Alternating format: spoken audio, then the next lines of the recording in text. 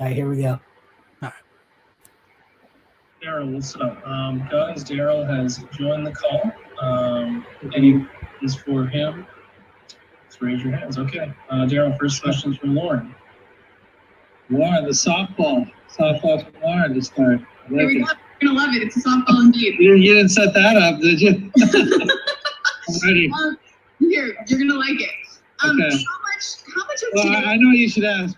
Is George Hill good or great, Daryl? What do you think? Your Okay, comment. start with that. Is George Hill good or great, Daryl? What do you think? Go ahead. What were you gonna ask me? Sorry.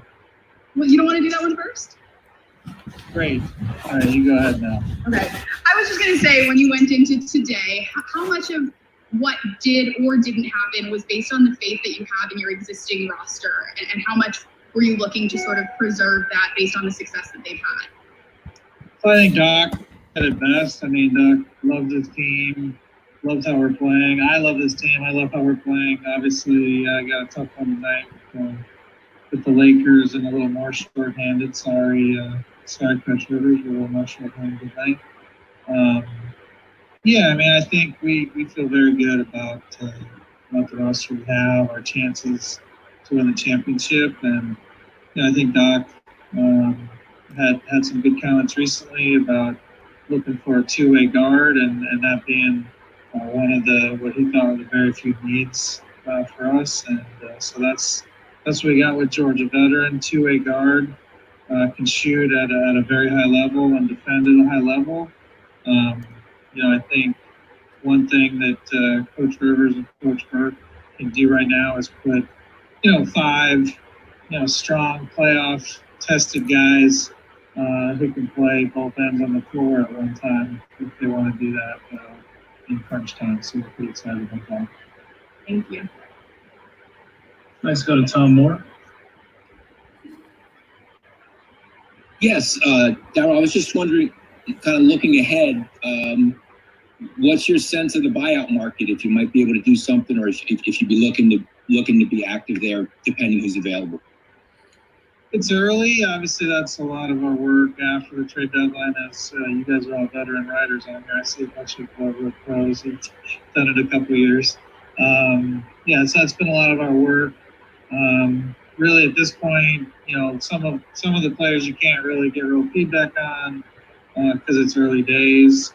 But I feel pretty good that someone who Coach Rivers thinks will help us will be available. But it is very early to really give too much details on that. But we feel good about the buyout market. Yeah. Paul Hudrick next. Hey, Daryl. Excuse me. Just with George obviously coming off the thumb procedure, just curious if you had any kind of timeline or when you kind of can expect him to be in a Sixers uniform. Yeah, so we have what Oklahoma City represented to us, which is that he's fine. He's obviously going to be coached up by the playoffs. I don't say that because we're back earlier, but our medical staff hasn't had a chance to evaluate him yet. But our understanding is that his time back is measured in, I don't know, somewhere. I don't want to give a timeline, but it's not long. He had an issue where he chose to have surgery on it so that it will never be an issue again. And I think, that pushed out his recovery. But once he's back, apparently it will never be something that never bothers him. So we're very optimistic about him going forward medically. Steve Martin Arducci next. How much was George's prior postseason success? How much did that factor into this? I think that's a big factor. Obviously, shooting being a premium for us, and I think he maybe led the NBA in shooting recently. I mean, he's, I think that's been a big theme for us to get the shooting in a two-way player like sort of Danny. I sort of see him as an acquisition like we did with Danny Green. Guy who's been through a lot of playoff wars, guys who can hit shots at a high level such that when Joel is double teamed or people have to collapse on down in the paint, those passes out will be shot at a very high percentage. And then, on top of it, both Danny and George give you a solid defense, solid playoff tested defense, and that was a big factor as well. Let's go to Kai and then Noah. Kai, go ahead. Hey, Daryl. There was a lot of talk about how, you guys and Kyle Lowry. I was just curious if there was any type of traction there or anything close to getting Kyle. I can't specifically address a player on another team, but obviously at the trade deadline, you have lots of options, a lot of speculation on options that were out there. I mean, all I can say is, we're very excited about the option we ended up with. And, frankly, I think we did the deal about 2 hours before the deadline. And that's, we took an option that we thought really upgraded our team this year on both ends. And at the same time, kept all our optionality alive in the future. If George Hill, becomes the integral part of this team, we think he will. We have the option to keep him and not have him go to free agency. We also kept all our important assets, to upgrade the team going forward. So we really felt good about this option. It allows us to really upgrade the team for the playoff work to come, and at the same time keep all our bullets if an option in the future comes available. Thanks, Daryl. Go Noah, then Keith, then Kyle. Noah, go ahead. Hey, Daryl.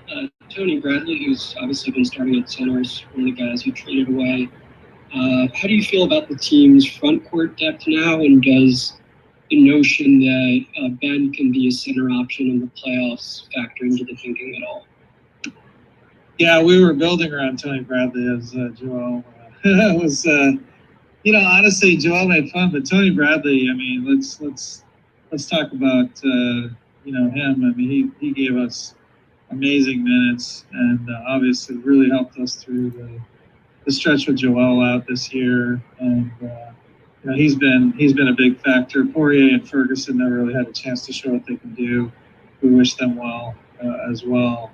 But we didn't want to lose Tony. He was a key part of the deal that allowed us to get it done. And I think his great play made that happen.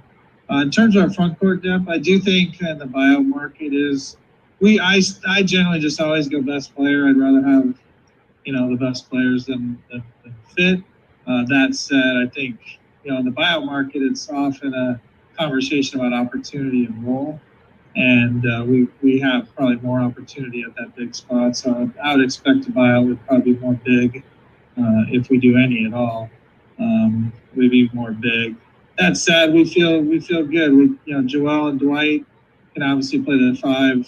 More of a traditional 5, as you mentioned.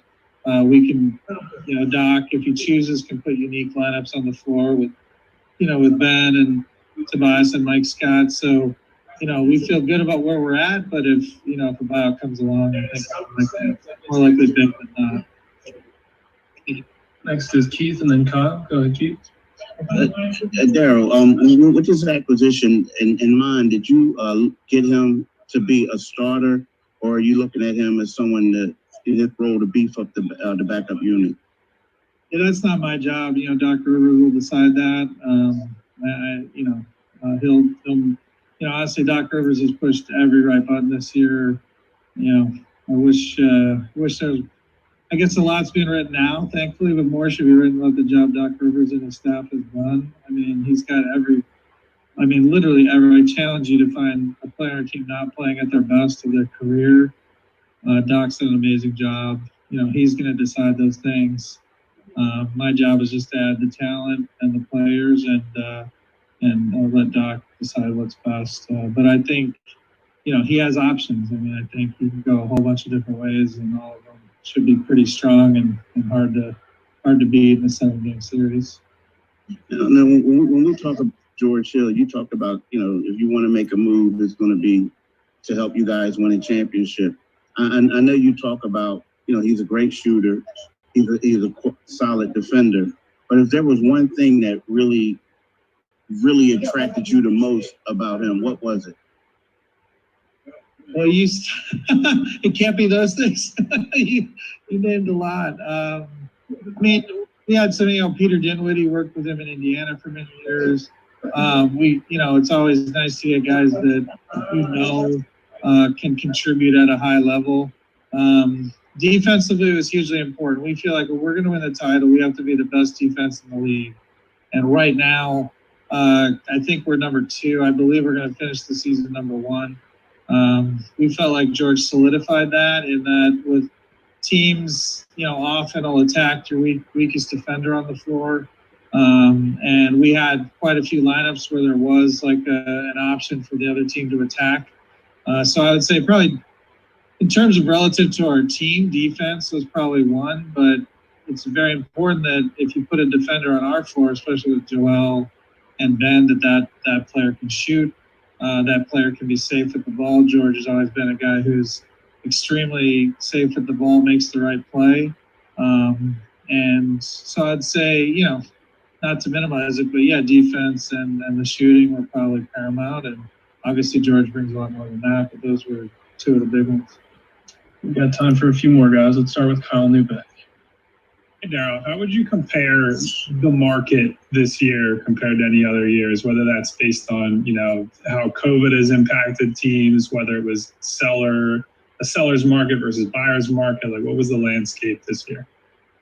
It felt a little less, but I can't really tell because you get so caught up in your own team and upgrading your own team that I don't really think about the bigger market too often. But for us, it felt a little less. I think some of that was, we're playing so well. People knew that like we're probably not going to trade any of our key players out. So, a lot of the possible deals you might have of future compensation or draft picks for our players aren't really on the table, and other teams aren't going to call you. In terms of possible options, and for material upgrades, we felt like there really were only 2 to 3, and with George being one of those, and that feels like less than normal. Yeah, it does feel like there were less things we were focused on. But part of that's like it's just really hard to upgrade a team that's on pace to win, in a normal year, 55 to 65 games. That's not easy to find upgrades generally. Thanks, Tom. Go to Jason Blevins next. Hey, Daryl. So for that you talked about the traditional big versus the creative lineups. As you look at that buyout market, what's your sort of risk tolerance this late into a season to maybe bring on a guy that defends in space against 5-out lineups versus your traditional drop coverage big? Yeah, that's a really good. I know you guys are pros. I would say it really depends on the quality. It's going to sound like a dodge. It really isn't. It really depends on the quality of player. So I think if you get over fixated on, it has to be a switchy big, or it has to be more of a guy who can clean up our rebounding, because that's been one of our not as strong areas. With Dwight cleans that up. That's, for a top defense, we need to probably be stronger there. So it's really like we're going to go with the best player relative to what's available. Yeah. And a quick follow-up. Is your long-term ideal scenario where you have optionality behind Joel to be able to throw out a more switchy defendant space lineup? I like having optionality for just to give the coaching staff different options, because I think in the playoffs that can be important. But again, you can't force it. Like, it's perfectly well and good to say, oh, you should play X way, but if you can't put the 3, 4, 5, good players that can execute that strategy, like, it's better to play, more traditional. I would say right now, I mean, we feel good about our optionality. We feel like we have 12 guys you can put on the floor in a playoff series, which is obviously more than we're going to play. So we have some injury protection. We have some optionality, different ways we can play. So I feel we feel pretty good about where we are, ready for the playoffs and the rest of the season. And so two more, Daryl, Howard, and then David Murphy. Howard, go ahead. Daryl, I know you can't mention players from another team, but according to the reports, the Sixers were in on Kyle Lowry. With that possibly being the case, do you want more consistent shooters? Because I know that's something you've liked in the past, and you like because you maybe feel that it's not quite good enough now with this team. We always do better, but we felt pretty good about it. It was really more shooting coming in a package of a strong defender along with it, and so that like shooters are a little easier to find. I mean, although shooters as good as Seth, arguably top 5 all time, but getting George's recent 40% in range and plus. Shooting and a strong defensive package. And again, to go back to my last question, it gives Coach Rivers options in different ways, and different lineups he can play. George has also had success starting a little bigger and smaller, so that gives again some more optionality. I think we felt of all to try to answer your question a little more directly. I think we felt good about the shooting of all the options we were considering. So I don't think that was a factor. All right, we're gonna have time for one more from David Murphy. Go ahead, David. Hey Daryl, when you look at the rest of the Eastern Conference and in particular kind of that top 4, I guess at least projected wise, you've got Miami adding Oladipo and pairing him with Nunn, and you've got some guard heavy teams in Brooklyn and Milwaukee. You've got some bigs that can pull Joel away from the basket potentially. Do you feel like teams had you guys in mind? And what do you think about the landscape now, kind of when you look at it? I think they have us in mind. I think teams are going to play smaller lineups against us. It's a better way to combat the best big in the league, in my opinion, in Joel, than it is to try and always throw a traditional 5 at Joel. So I expect teams to try that. I do think Joel's at a stage in his career where that could go very poorly for other teams, but if I was trying to attack us, I'd try to be creative as well. I think we're pretty hard to beat. I think Brooklyn's going to go into these playoffs the favorite, but I think we're right there, and I don't think there's really a clear favorite in the league. I think there's probably five or six teams that have an extremely good chance to win it, and we're one of them. And that's where you like to be. I think we upgraded ourselves a lot today, and we're going to be one of the top few teams to win the title, and hopefully we get it done. So we feel very good about our spot. And then one last, how did you balance that? How did you balance that with? Obviously, you had some opportunities to make yourself perhaps even better, but it would have come at the expense of 2 or 3 years potentially. How do you balance that in terms of knowing, clearly you're a competitor and you want to, That's the right question. I think we talked about this maybe even back to my opening press conference. I looked a lot at championship probability, and so it really comes down to this move will increase our odds to win the title this year a certain amount, but we'll give up stuff that'll lower our odds in the future, and we try to balance that, so we're maximizing that, obviously giving more weight to the current year, but we're I'm always looking at a 3-ish 2 to 4 year time horizon and try to maximizing their odds. I think Doc and Elton and myself, we're hoping to have a very long run here, and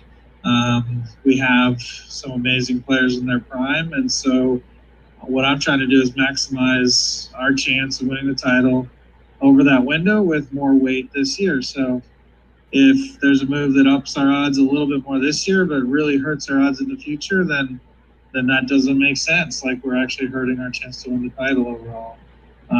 If it's a move that, ups our odds a decent amount but doesn't affect our future odds, then that's a move that looks pretty interesting. And so I think this move very materially increased our championship odds and also kept our ones in the future preserved at a very high level. Thanks, man. All right, thanks, Daryl. Thanks, everyone. We're about to get started with Coach Rivers at the other link. Thanks, Daryl. Thanks. Appreciate you guys having me on. Thanks.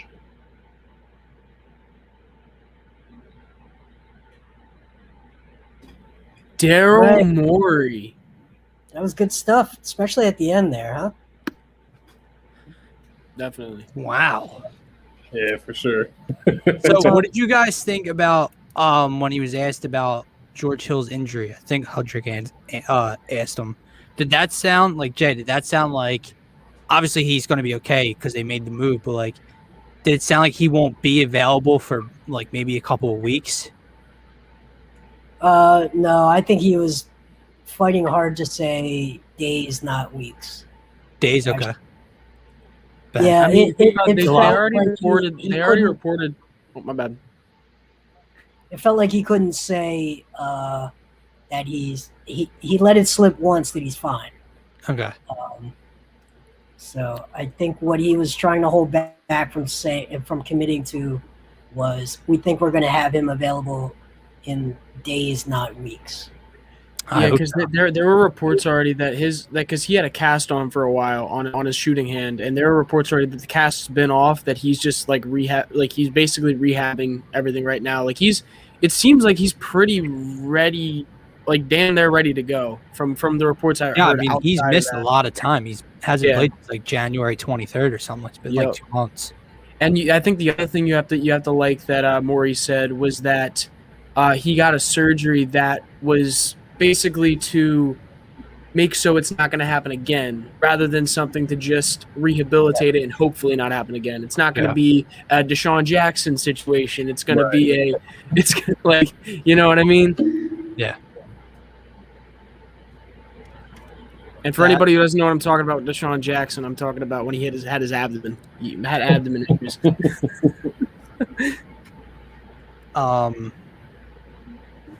What else? Are we getting Doc Rivers on this too? Are we getting? Can we grab Doc on here, Jay? Doc is going to talk at 8:30, so no, probably not. Wait. It's 8:40 right now. Oh shit! All right, let's do it. Jason, you said that with such confidence. You said, "Well, Doc's going to talk at 8:30, so probably not." Well, let's find out. He might be done talking. It might be true. No, they just said he was going to start talking in the other link. Oh, I know. I for some reason I thought 6:40 was 6:14. Come on, Ramona, you're a veteran. Take it off mute. That's the first thing you hear. She there we go. Time on my phone. That's why. Yeah, see. Hey, welcome back to LA. Good to see you again. Oh, good seeing you. What's it like for you being back here now? I mean, it's kind of weird with no fans and everything, but do you go home? The city hasn't changed. My house is the same, so I'm just and I go in the same way. I just don't go in the same door. So other than that, I mean, it's just nice to be back. Nice to get good weather. Find some of the restaurants that are still serving. So that's all nice as well. But other than that, it's business as usual. What do you have any just emotions playing, especially when you're going to play the Clippers when that game comes up and facing Ty again? Listen, I made a lot of friends there. I made very few enemies. You know what I mean? So hopefully none. Like walking in the door today, because it's the same people. I don't know if people understand that when you come to Staples Center, the same workers work both games. And so for me, that's what saying hi to all them walking in today was fantastic. It's sad though, Ramona, a lot of the guys that park the cars and things like that are not working right now. They only have one guy back there and due to COVID. So, even though we're playing the games, you can still see a lot of the people who work the arenas and who are involved in everyday operations don't have a job right now or are laid off. And that is home when you come back somewhere that you're used to seeing a lot of people. That was the first thing that I actually noticed walking in this building. Dan Wicke, you're up next. Hey, Doc, proud to be one of those enemies that you did make here in LA. I tried my damnedest, Dan. With sort of the uncertainty of the pandemic and kind of just the crazy nature of this season, do you think it changed teams' willingness to go for it totally? Was that a factor, do you think, in organizational decisions? No, I just think there's a lot of teams that think they have a chance to win it. I don't actually think COVID, if you're going to do that, it was last year when you were in a bubble, because, I thought you didn't have to be the best. You could have the best chemistry. And if you were the best with the best chemistry, then you were really tough to meet. But this is very similar, normal in a lot of ways, except for no fans. I'm hoping by playoff times we have a little bit more. We're starting to get some fans in Philadelphia. And though it's, whatever percent, 5,000, 3,000, it feels like it's 10 or 15. And for the players, it feels that way as well. But listen, when you look at the West and the East, there's a lot of teams that believe that they can win. And I think that's what's creating all the interest in the trade market and in the buyout market as well. Got a Vince Goodwill and then. Hey, Doc, that was kind of the question that I was going to ask you. Do you feel like the teams feel like this is more wide open than it's been maybe in the past, recent history? Or do you feel like it's still kind of the same, maybe 3 to 5 teams that have a realistic chance at a championship?